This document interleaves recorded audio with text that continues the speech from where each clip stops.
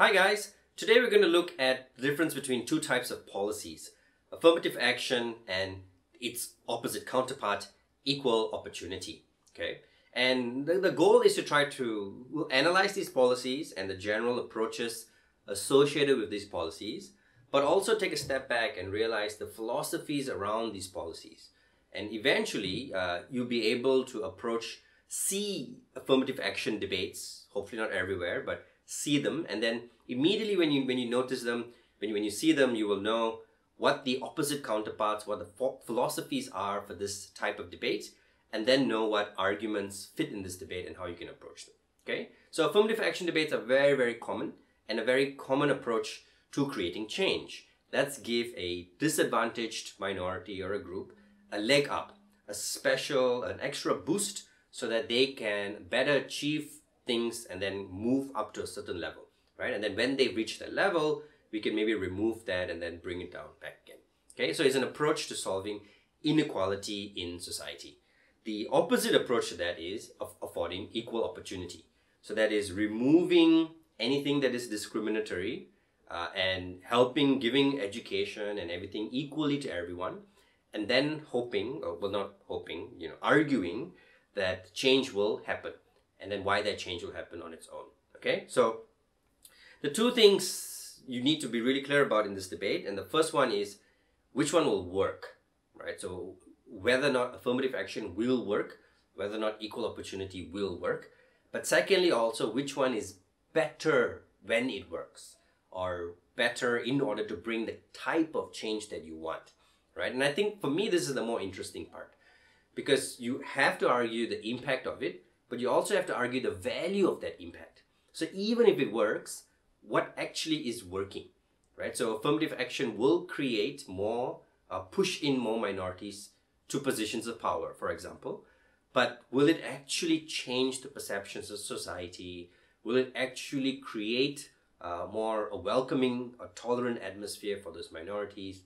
So in essence, is it actually going to change discrimination? And that's your end goal, right? Your end goal is to change discrimination, not just get more minorities represented. You're hoping more minorities represented will change discrimination, right? So if the debate is about whether or not this actually changes discrimination, then you step back and you ask yourself, what is the real problem? What are the real roots of the problem, and what actually changes that discrimination? Okay, so I think for me that's more interesting. And if you take that approach, you can actually kind of step aside whether or not the change actually happens, with the change given the specific policy, but the broad change to society, right? So before I get carried away, as usual, we'll impose a little bit of structure. So I'm going to talk briefly about these two things. What is affirmative action? What is equal opportunity? And then give you some common arguments that you will see here. Okay, so let's do it.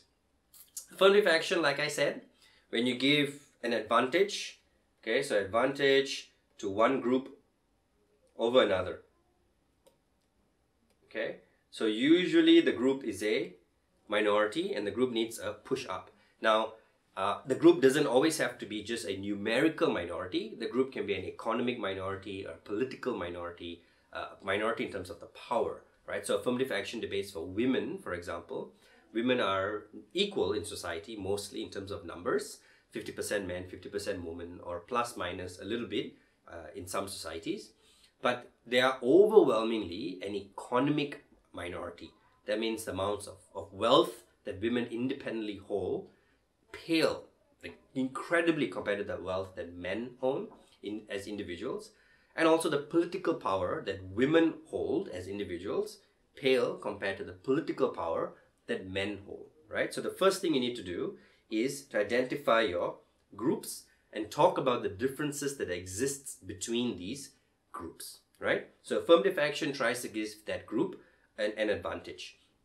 Now you need to make this advantage very, very clear, and you need to be able to clearly identify this group, okay? What else? So affirmative action also is if you want to classify this policy, affirmative action is usually top down, right? So you change something at the top and then it filters everywhere else in society, though it doesn't necessarily have to be, but it's a policy level change.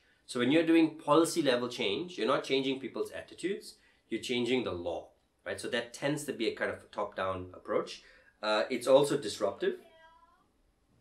It's disruptive. So you're breaking things up, right? You're changing the norm, and you are going to, well, exclude some people, include other people. So it will force some kind of change, right? Which what happens with affirmative action.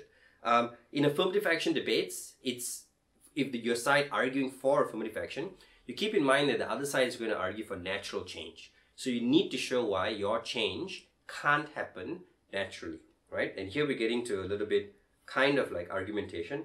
I'll use a different color. You need to show why the problem is structural. The problem is something that is become ingrained in society, okay? And it's hard for society to naturally change this problem. So like women in politics, men pick other men pick other men.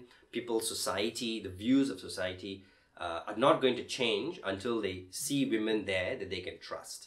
So it becomes a bit of a cyclical, right?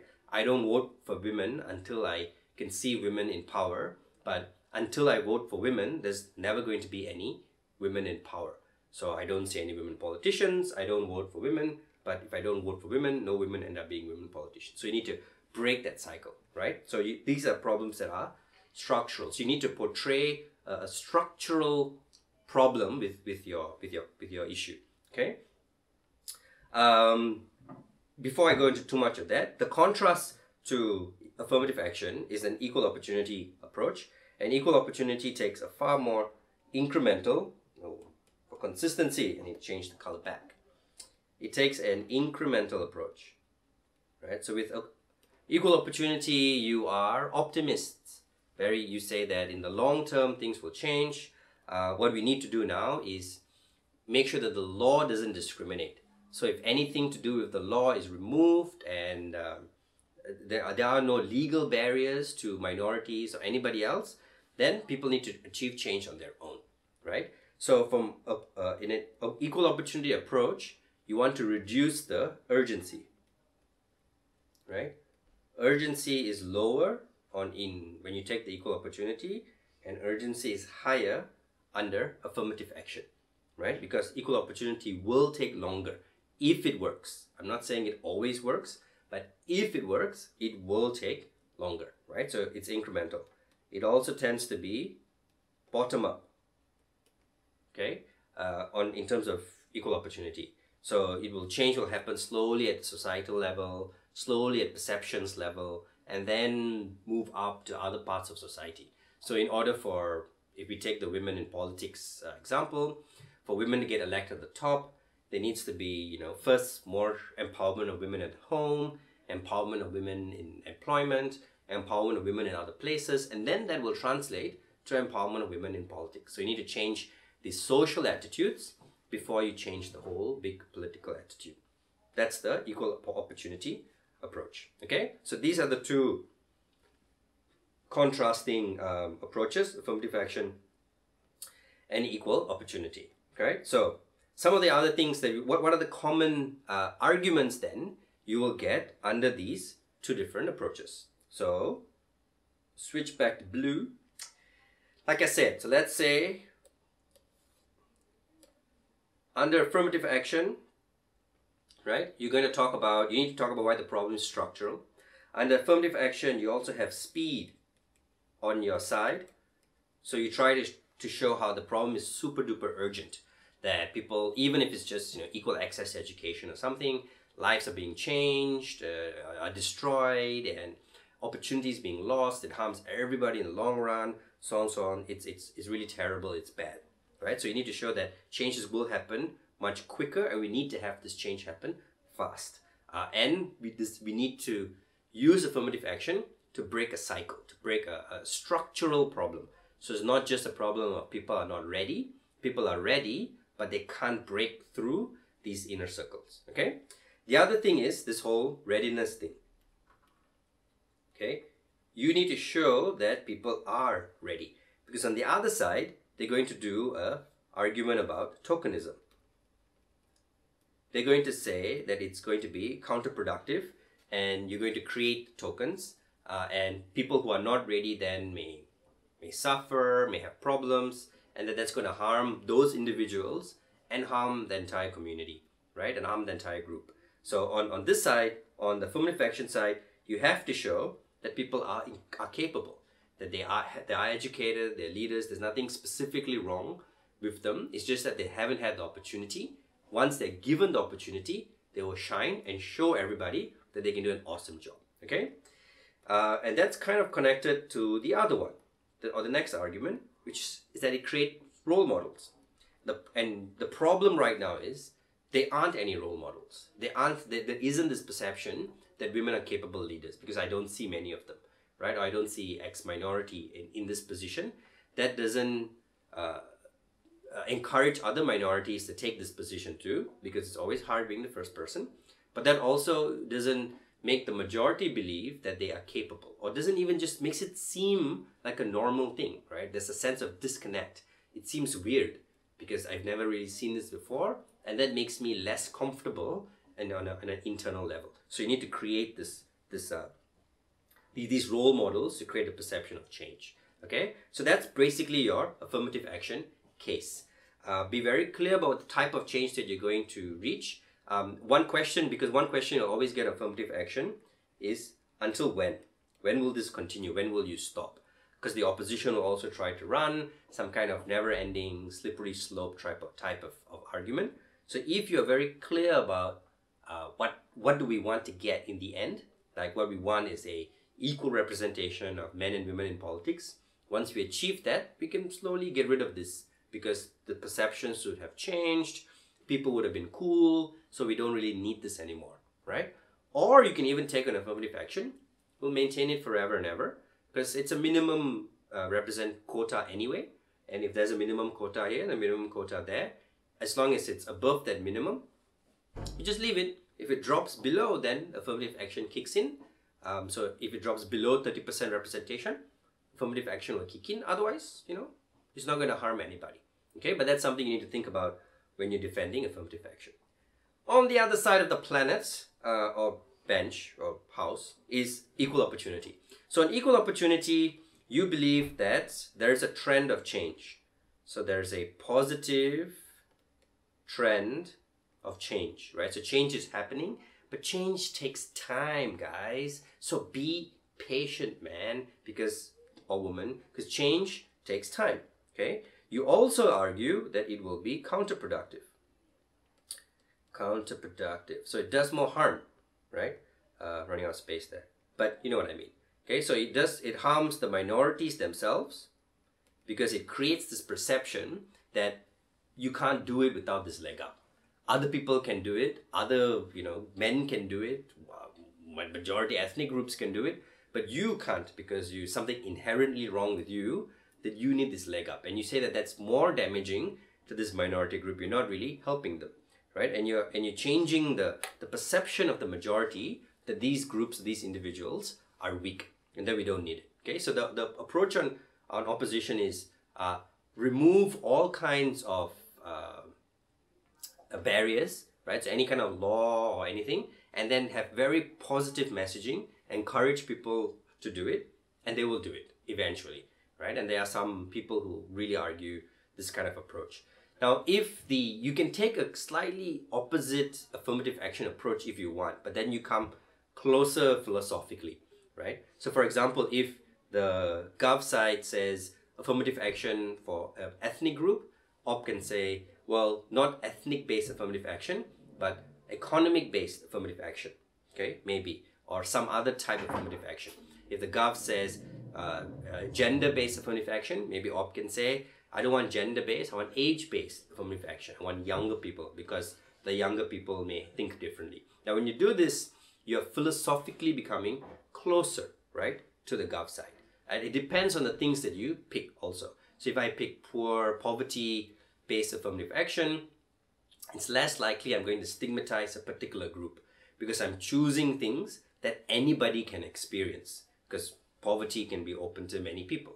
Similarly to age, right? It's not something that ties to my gender or my ethnicity or my religion or something specific to me. It's something that we experience, that I can be rich now and then I can be poor later. So I'm not stigmatizing a particular group. If you take an approach like that on op, it may be something that you can use more broadly, right?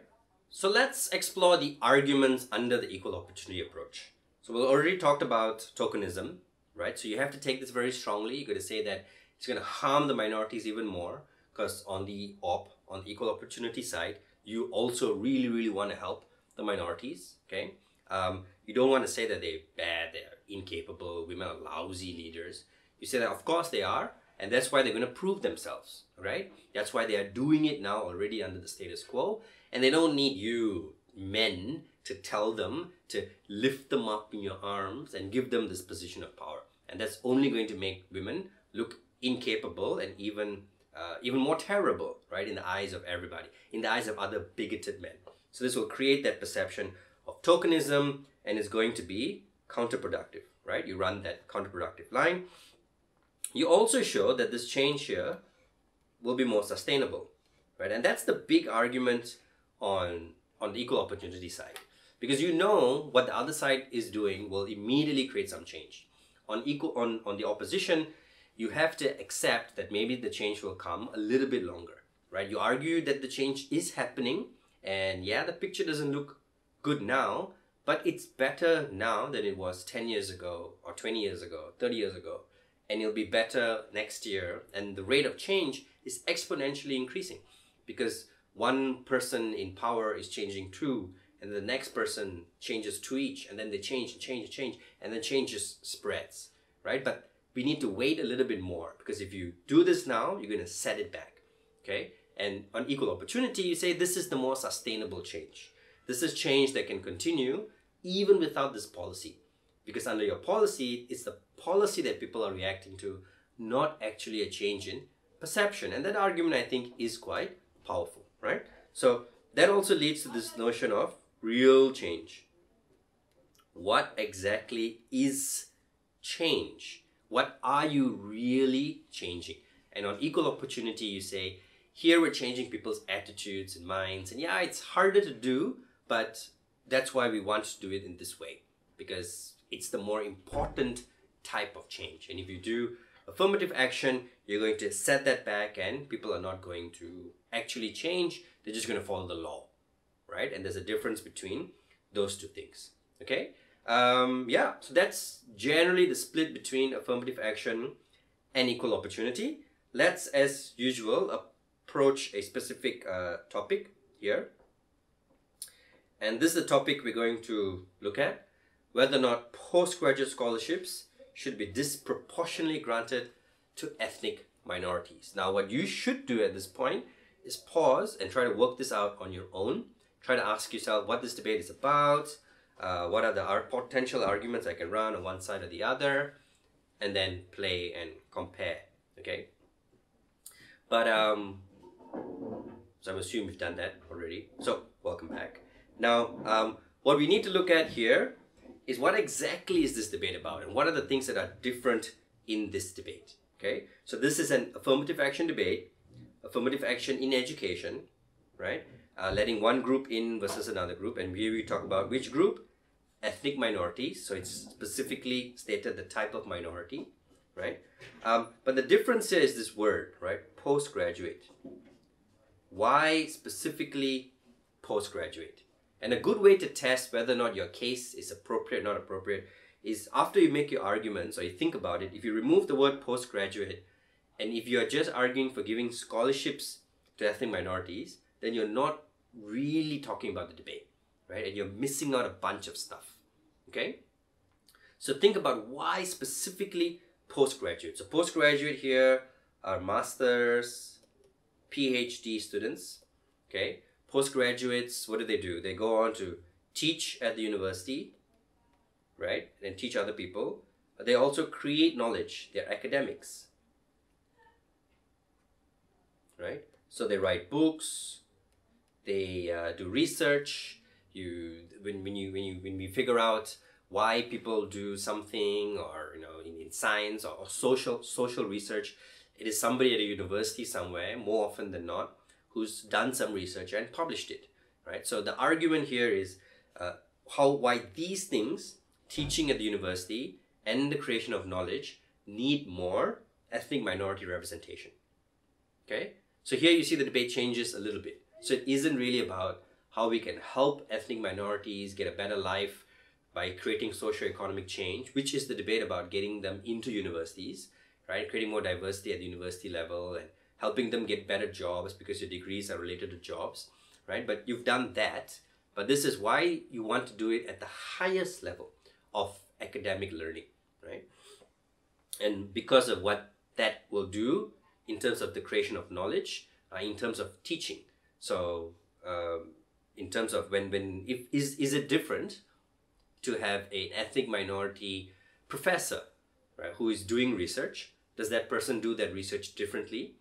On Gov, you'd argue that yes, they would, because we are influenced by our backgrounds, and your cultural upbringing and your exposure influences your backgrounds, right? So that's going to change what you research on and how you research, and that can have a huge impact to society because this knowledge impacts society. You also argue that the way you teach will be different, right? Because professors play a huge role, teachers play a huge role in motivating, inspiring individuals, understanding where people come from and their backgrounds.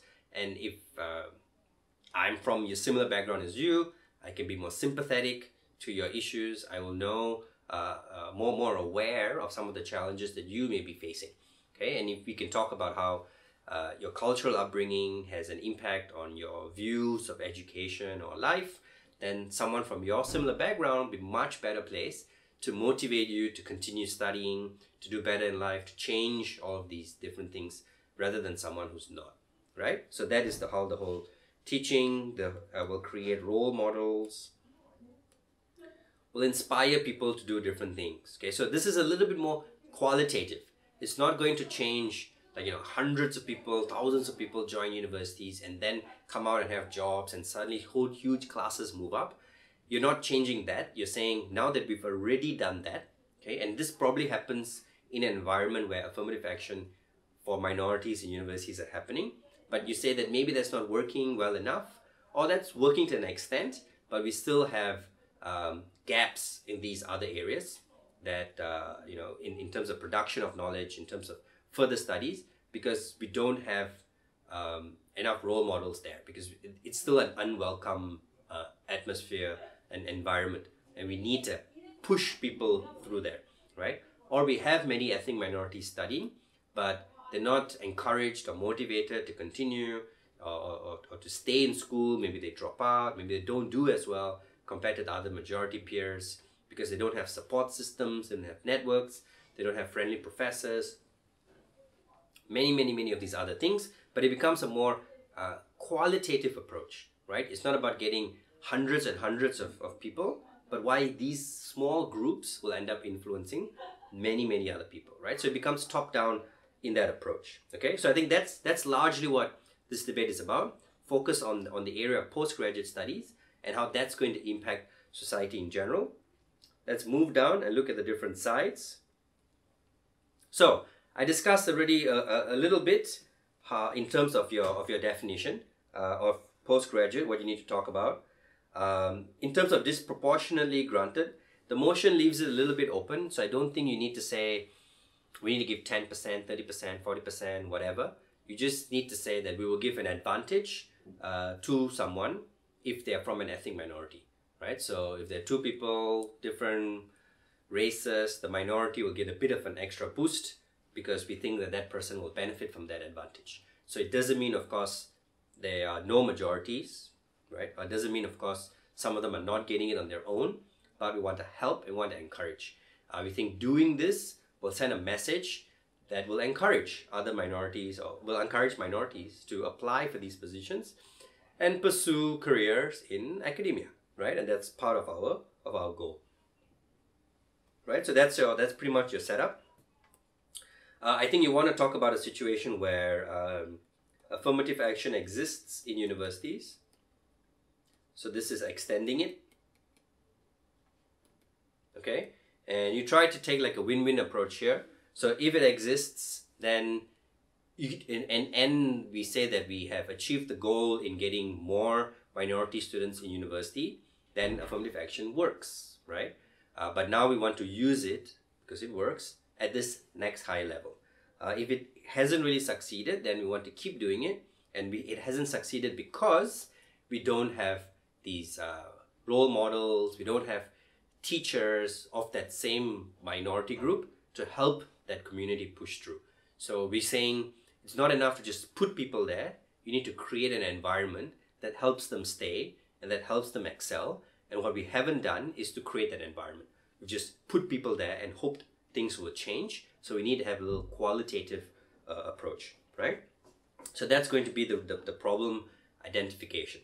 I hope you got that. I did. Now, the arguments that you can run here, like I said before, in any kind of affirmative action approach, you need to show that the problem is structural, right? So you can say how, you talk about how successful education requires some kind of role models. You talk about the academic field as one that is very kind of self-enforcing, right? Because it's peer review, because it's white people judging other white people, perhaps it becomes very dominated by a specific class, mostly male, mostly white, mostly old, right? As in with politics and pretty much any other kind of power group. So you need something to kind of break it in, and as long as people don't see that, it doesn't happen. And of course, talk about what's happening in terms of the universities as well. So when these students don't see these role models and don't find an environment that is comfortable to their approach, their background, that is accepting and understanding, then they don't feel welcome and they're less likely to excel. Okay? So that's why we need this form of internal intervention. Right? Talk about the benefits, whatever, then that point of intervention then can exist. Okay? So that's the first one. You need to show that need. Remember, the other side will argue that change is happening naturally and we can just leave it. So keep in mind why this change will not happen naturally, and then structure your argument that way. Okay? Second thing is the trickle-down change to the community, right? And I think here you can show the change happening on two levels and how people will benefit. So one is to the students. You show a more comfortable learning environment, right? A more supportive, more encouraging learning environment, because now you will have more minority professors. And these people not only encourage you to learn and to continue and help you when you drop out and all of the other things, and can empathize with where you're coming from and your place and all of these other issues, right? But they'll also be served as role models. You see a professor there and you want to become like that person. You talk about how, ethnicity is very important in terms of your self-identification, and so you identify, right? And you don't see this as a foreign person's, a white person's role, or so on and so forth. So you need how this will change the perceptions of those students, both to do better in school, but also then to start careers in academia. Then you talk about also how it will help the academic community, right? Academia. How it will make their research more diverse, more applicable to society, and therefore benefit society. Okay, so you make the argument that people do things from their perspective. In your perspective, your background impacts what you're interested in and your ideas and your values. And you're going to do research about things that are important to you, right? So if I'm from this place, I want to help these people in my place feel better, okay? And I do it from my perspective. And some of that can be explicit and driven.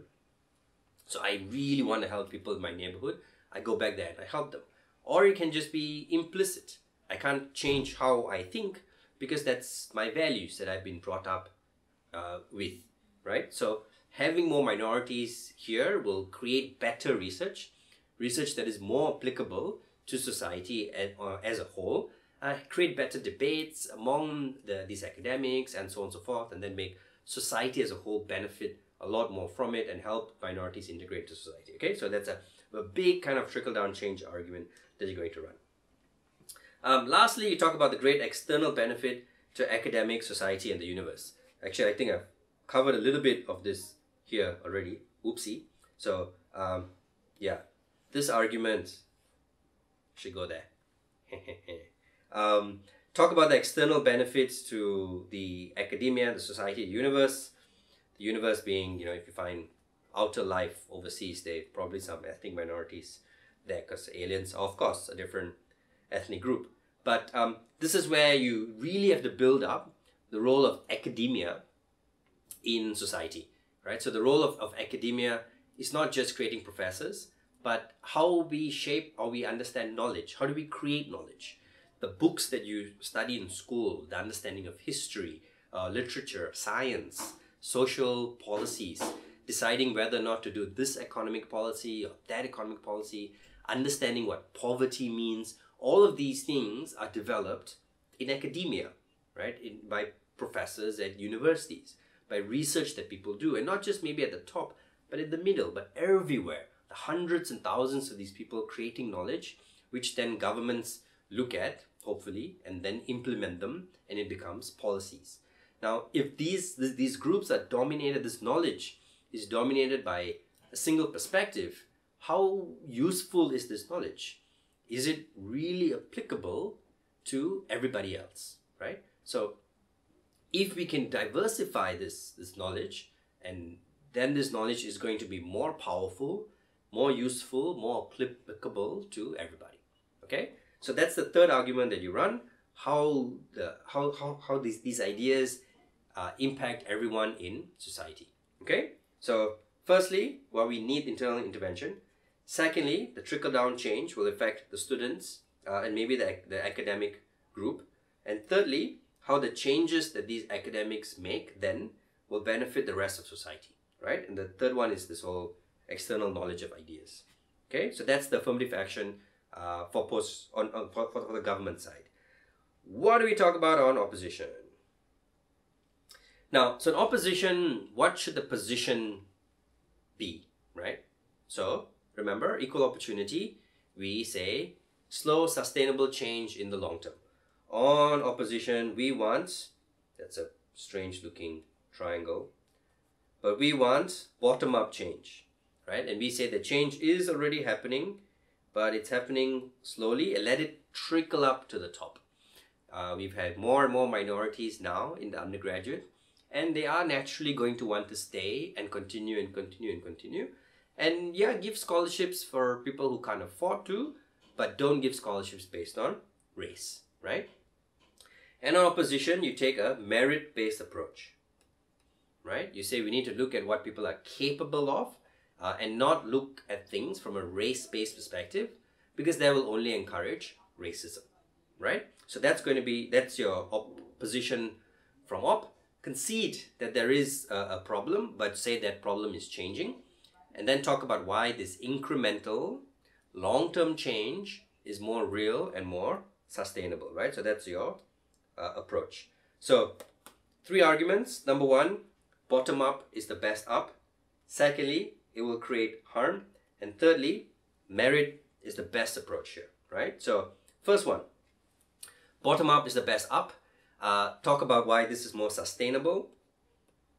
So it's not dependent on the policy. Okay, talk about why this will actually change people's opinions. So this is your real change. Okay, and show that this is already happening. You can also show that it's not going to force change. That people need to do things on a needs-based approach, and if you force change, you can actually create some harms. Right? That's the whole bottom-up is the best up kind of approach. Secondly, that it can be counterproductive.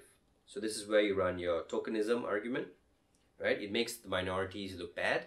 It makes it seem like you can't achieve this without getting any kind of support.